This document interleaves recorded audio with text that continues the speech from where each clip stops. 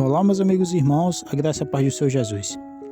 O que tem de especial na Sexta-feira Santa? A Sexta-feira Santa, ou a Sexta-feira da Paixão, é um dos dias mais especiais da Semana Santa. É um dia observado e guardado e respeitado, principalmente pelos católicos. Mas o que tem de especial nesse dia? A Bíblia, ela fala alguma coisa sobre a Sexta-feira Santa, ou a Sexta-feira da Paixão? No vídeo de hoje, o pastor Adelton Oliveira irá nos trazer uma mensagem muito importante. Por isso, eu peço para que você assista esse vídeo até o final. E também, se você gostar do conteúdo, não se esqueça de deixar o seu like. E também compartilhe essa mensagem com mais pessoas. Que Jesus te abençoe e te guarde. E fica agora com o vídeo. Passados vários séculos de celebração, de acordo com Gálatas 4:4, vindo à plenitude do tempo, Deus enviou seu Filho, nascido de mulher. Seguindo o calendário que Deus já tinha estabelecido, chegou o momento de Jesus nascer. Quando Cristo completou 30 anos, ele foi batizado e começou o seu ministério. De acordo com a profecia de Daniel capítulo 9, versos 24 a 27, o ministério de Cristo deveria durar 3 anos e meio. Daniel diz que ele faria aliança com muitos por 1 semana, 7 anos, mas na metade da semana faria cessar o sacrifício contínuo. Jesus foi batizado no ano 27 e 3 anos e meio depois, ou seja, no ano 31, chegou o momento dele ser crucificado. E agora eu queria voltar com você para o calendário. Vamos pensar na última semana de Cristo. Você está lembrado de que Deus orientou Moisés aqui em Êxodo capítulo 12, que o cordeiro deveria ser separado no 10º dia do primeiro mês, que era o mês da Páscoa, chamado de Abib? Está lembrado? Pois bem, quando chegou o 10º dia do primeiro mês, do mês da Páscoa, no ano 31, Cristo também se separou como cordeiro pascal. Talvez você não tenha feito a ligação dos fatos ainda, mas eu vou tentar te ajudar. No domingo, Jesus entrou montado num jumentinho na cidade de Jerusalém. Interessante que, até hoje, a Igreja Católica Romana celebra o Domingo de Ramos. E eles estão certos em afirmar que foi no domingo que Jesus entrou montado em um jumentinho em Jerusalém. E as pessoas colocaram ali suas vestes, ramos de palmeiras, para que o jumento pisasse.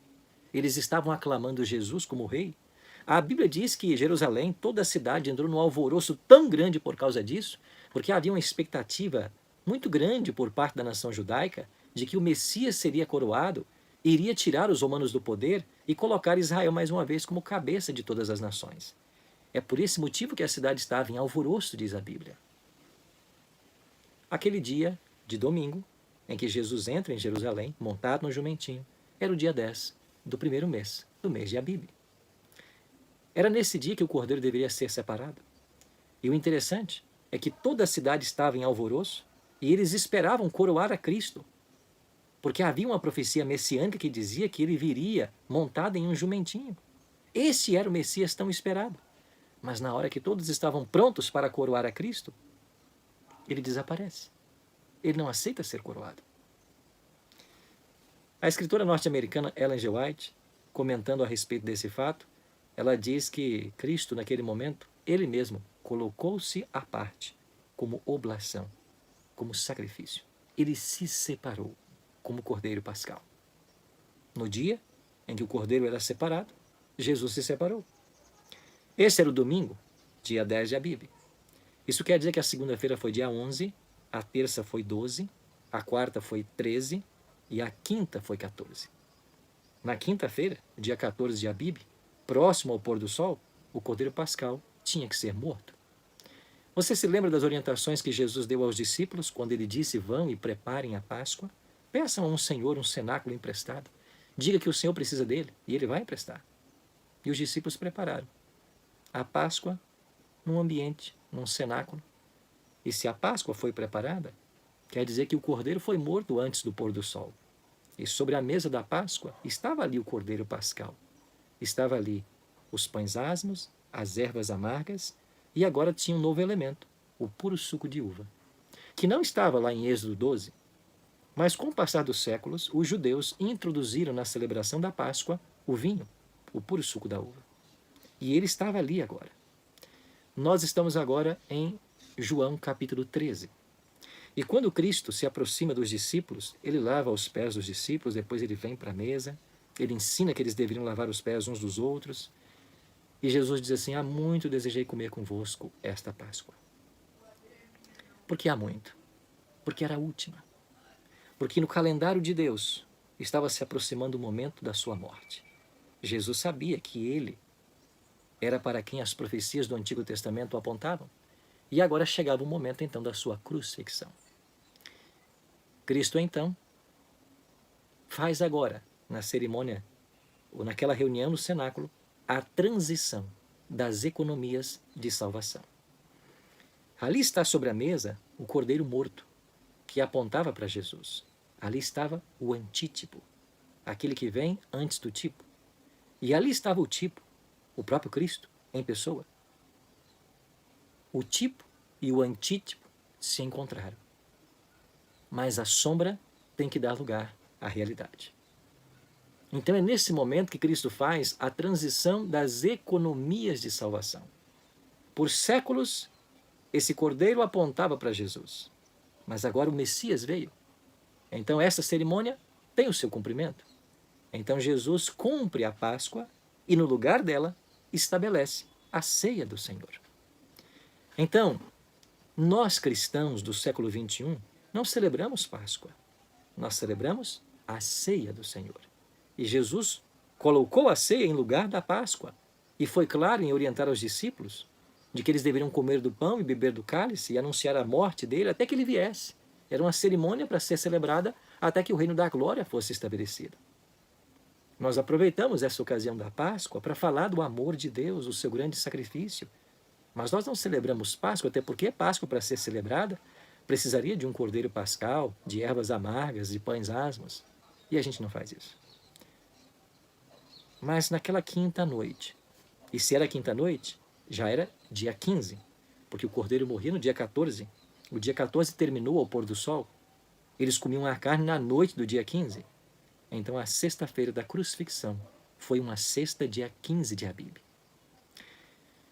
Terminado a Páscoa, Jesus cantou um hino com os discípulos.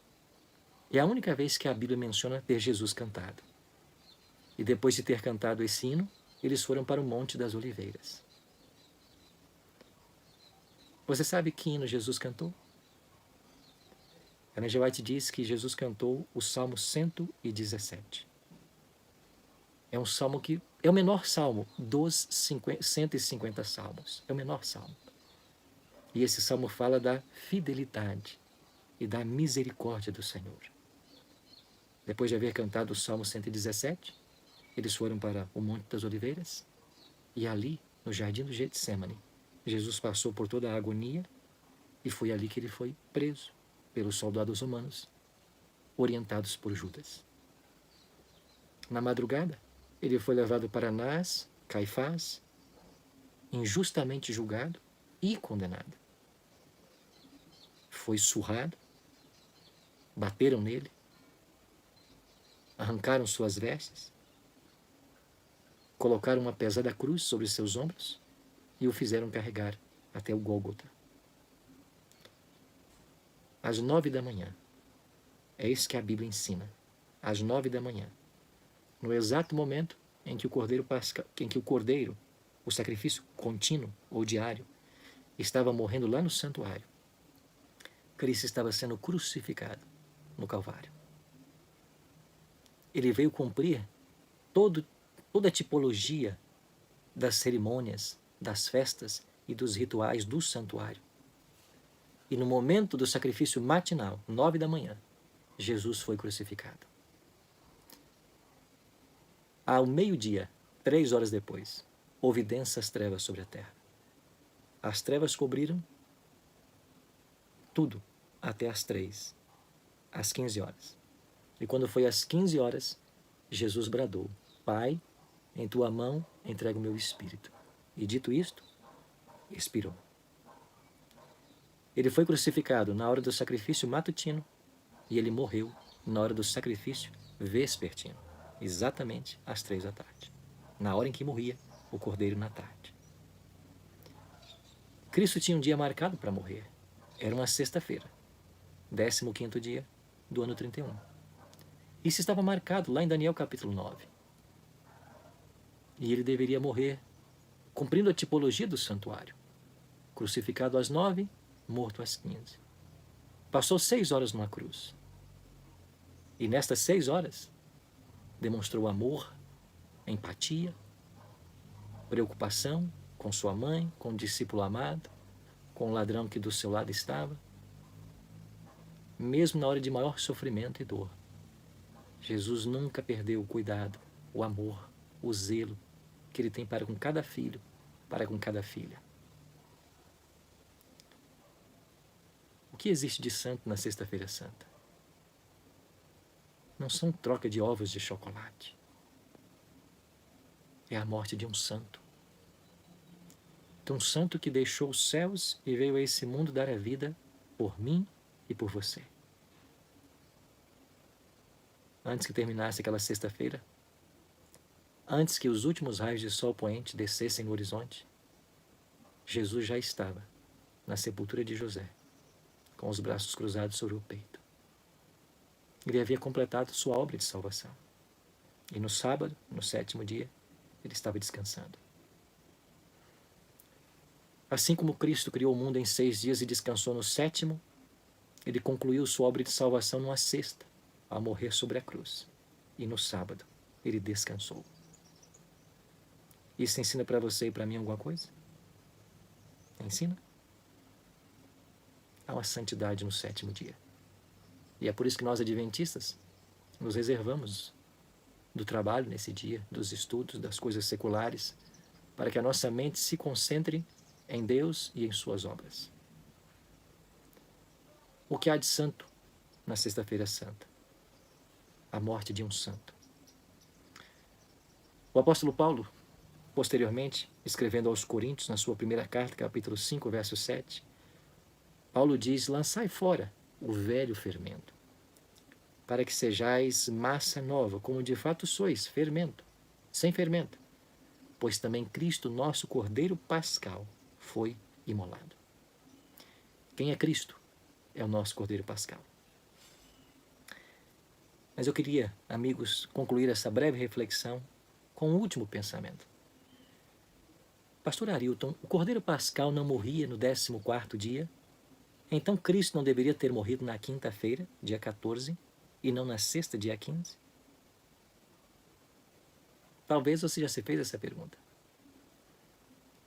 Acontece que quando Cristo veio, Ele veio para cumprir toda a tipologia do santuário. Não apenas a morte do Cordeiro Pascal, mas a morte de todos os animais que eram sacrificados. Todos apontavam para Ele. E quando nós lemos Paulo falando de Cristo como o Cordeiro Pascal, Paulo não associa o sacrifício de Cristo, a morte dele como Cordeiro, na sexta-feira. Ele associa com a cerimônia da ceia. Porque Paulo fala em 1 Coríntios 5, verso 7, lançai fora o velho fermento, para que sejais nova massa, massa sem fermento. Ele está associando as celebrações da ceia do Senhor. Ele está nos remontando àquela quinta-feira à noite. Então Cristo, Ele é crucificado no mesmo dia em que a Páscoa era comida.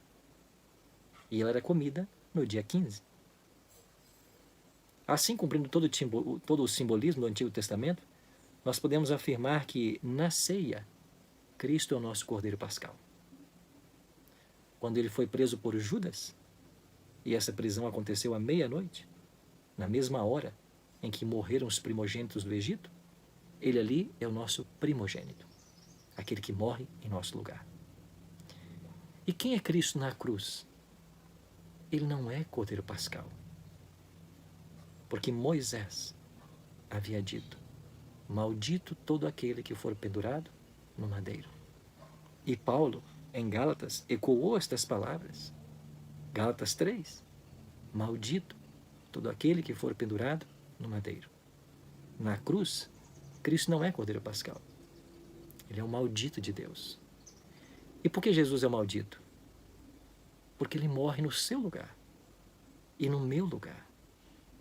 Ele se torna o odiado de Deus, porque ele assume sobre os seus ombros os pecados que nós cometemos.